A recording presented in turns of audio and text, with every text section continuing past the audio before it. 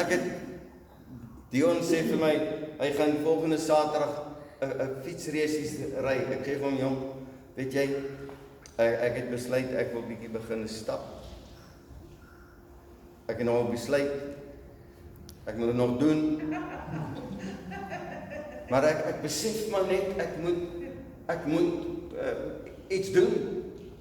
'n Mens staan in die oggend, wie van julle, die meer senior mense, wie van julle staan elke oggend op met 'n huppel in jou stap?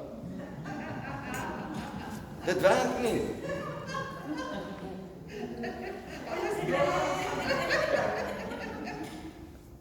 Jy word wakker en jy pyn dat jy nie geweet het jy liggaam.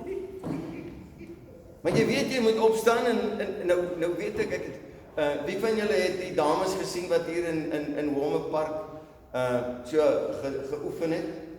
Tussen 60 en hulle was 'n klompie dames. En ek was beïndruk deur die mense.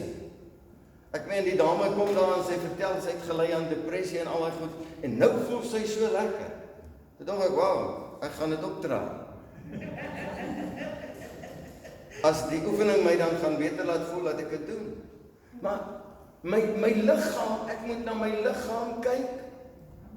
Ek kan nie met my liggaam maar net doen wat ek wil nie. Want hierdie liggaam behoort eintlik nie aan my nie. Ek weet, baie mense sê, it's my body, I can do with it what I want. It's not. It's God's body. And then it says in 1 Corinthians 10 verse 31, it says, therefore, whether you eat or drink, or whatever you do, do all to the glory of God. And then we must be careful as to what we do, what we eat or drink. Because whatever I eat and whatever I drink, I must do it to the glory of God. Therefore, I need to check myself and see that what I eat and drink will be to the glory of God. Revelations 4:11, O Lord, you are worthy to receive glory and honor and power because you created all things and for your will they are created or they were created. That's the first part of answer of that question. What is the chief purpose for which man is made? And the first part is the chief purpose for which man is made is to glorify God. And the second part of the answer is and to enjoy Him forever. Let's go to Psalm 16, verse 5. Jehovah is the portion of my inheritance and of my cup. You shall uphold my lot. The lines have fallen to me in pleasant places. Yea, I have a beautiful inheritance. I will bless Jehovah who has given me wisdom. My heart also instructs me in the nights. I have set Jehovah always before me. Because He is at my right hand, I shall not be moved. Therefore my heart is glad and my glory rejoices. My flesh also shall rest in hope. For you will not leave my soul in hell. You will not allow your Holy One to see corruption. You will make me to know the way of life. In your presence is fullness of joys. At your right hand are the pleasure of pleasures forevermore. Wat 'n wonderlike belofte. En dis ou Dawid wat hier skryf. Dawid skryf en hy sê, U is my alles. Wie van julle is bewus dat Dawid was nie so 'n voorbeeldige ou nie? Dawid was maar 'n stoute seun soms. Maar die Bybel sê hy was 'n man na God se hart. So baie keer plaas ons op onsself beperkings omdat die duiwel kom en herinner ons aan wat ons was. Ek gaan ook in die nag slaap. En baie keer dan, wie van julle kan met my saamstem, baie keer as jy so gaan slaap en jy is nie onmiddellik aan die slaap nie, dan kom al die gedagtes van jare terug. Weet julle, en dan begin jy skuldig voel oor dinge wat die Here jou al lankal voor vergewe het. Maar die duiwel kom en hy herinner jou en hy krap jou en hy krap jou om totdat jy besluit, nee man, dit is verby. It has been paid for. It is over, it is done. It's done and dusted, it's verby. O David, kom en hy sê daarso, die meetsnoere in Afrikaans het vir my op lieflike plekke geval. And then Psalm 144 verse 15, blessed are the peoples who are so, blessed are the peoples to whom Jehovah is their God. Is Jehovah your God?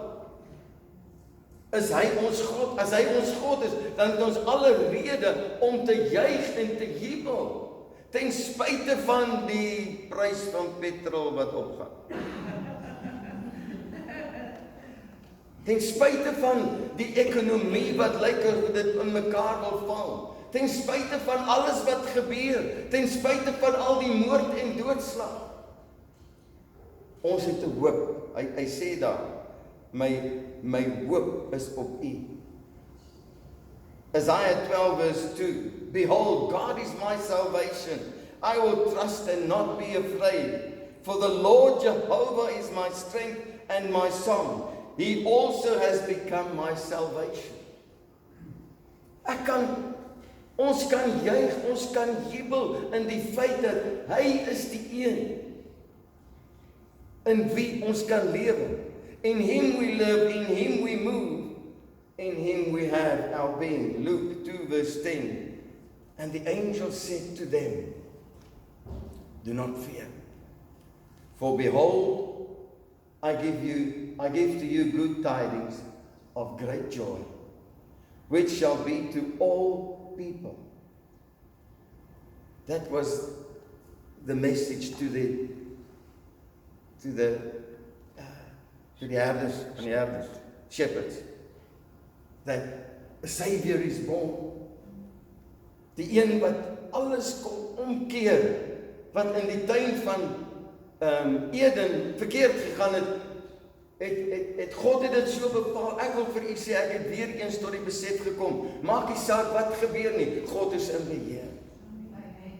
Maak nie saak hoe ons dit wil ontleed nie, en op een of ander stadium gaan ek dit nog vir u bewys, dat in die skrif is dit so, as enige iemand vir u sê dat die Bybel is maar net 'n boek wat geskryf is, ek wil vir u sê dit is nie. Dit is 'n God geïnspireerde skrywe aan die mens, aan u en aan my. Revelations 21 verse 3, and I heard, it says Philippians 4 verse 4, rejoice in the Lord. Again I say, rejoice. Revelations 21 verse 3, I don't think that's up there. But, and I heard a great voice out of heaven saying, behold, the tabernacle of God is with men, and he will dwell with them, and they will be his people. And God himself will be with them and be their God. And God will wipe away all tears from their eyes, and there will be no more death, no mourning, nor crying out, nor will there be any more pain, for the first things passed away. That is only for the children of God that will be taken away out of this world. Wanneer daar nie meer pyn sal wees nie, wanneer daar nie meer hartseer sal wees nie, waar ou Ankia kan jubel en juig en rondhardloop.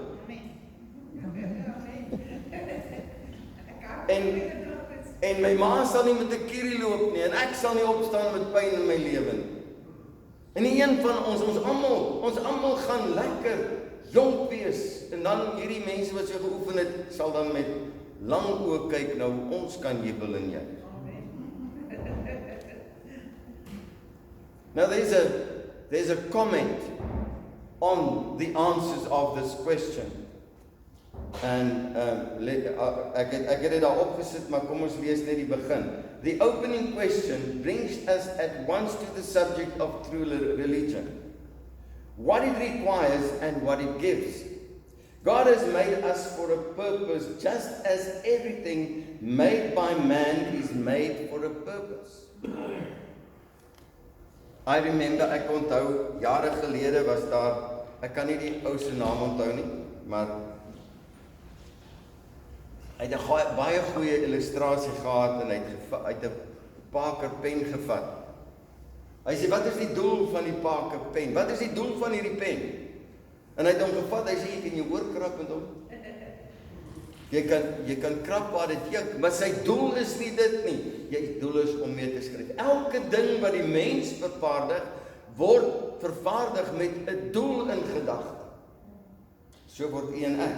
Hy sê, only as we fulfill the purpose for which God made us can we be happy.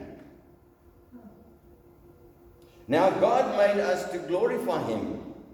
Of course, we cannot add to God's glory because He is entirely perfect. But we can show His glory by doing everything in life as service to Him. This means that God must be first in our lives. Only as we know and love Him can we truly please Him. I want to add to that.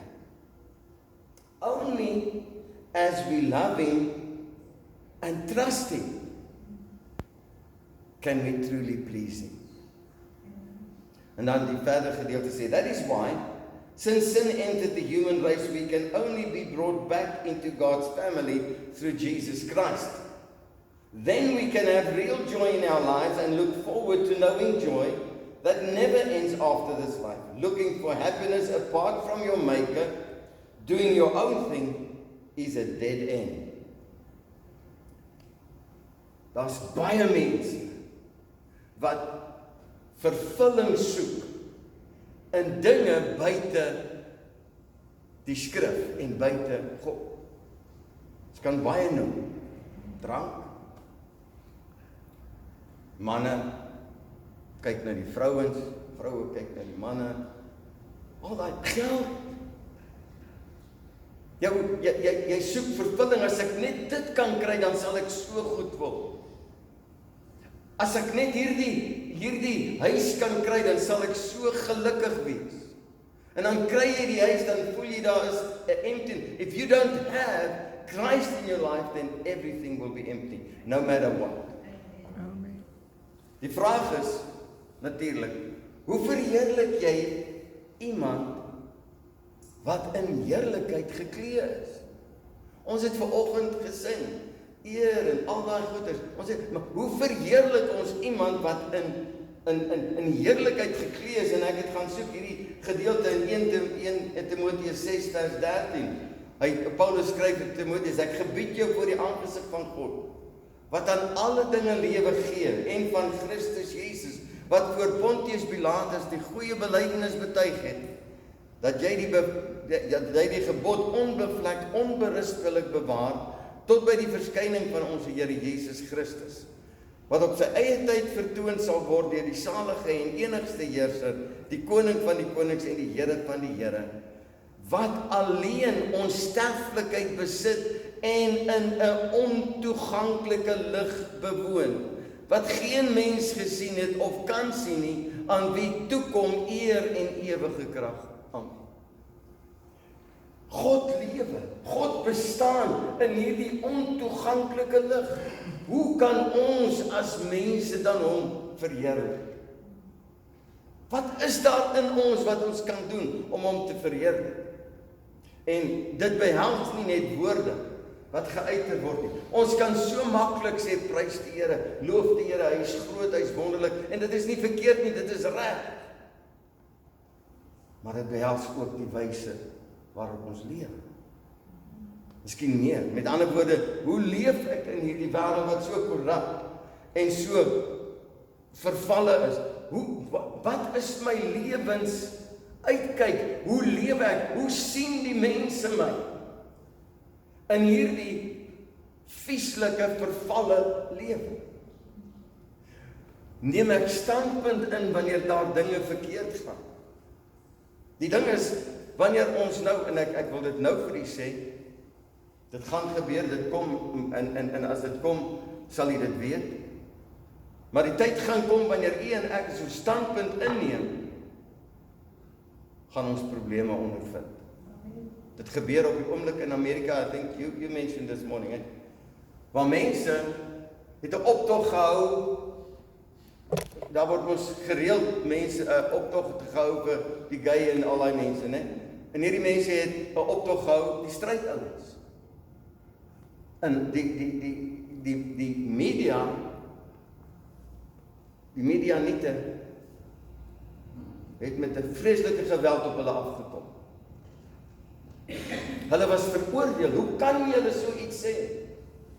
En ek wil vir julle sê, as ons gaan begin 'n standpunt inneem, gaan mense vir jou kruisig met hulle woorde. Ek meen, ek gaan nou iets noem.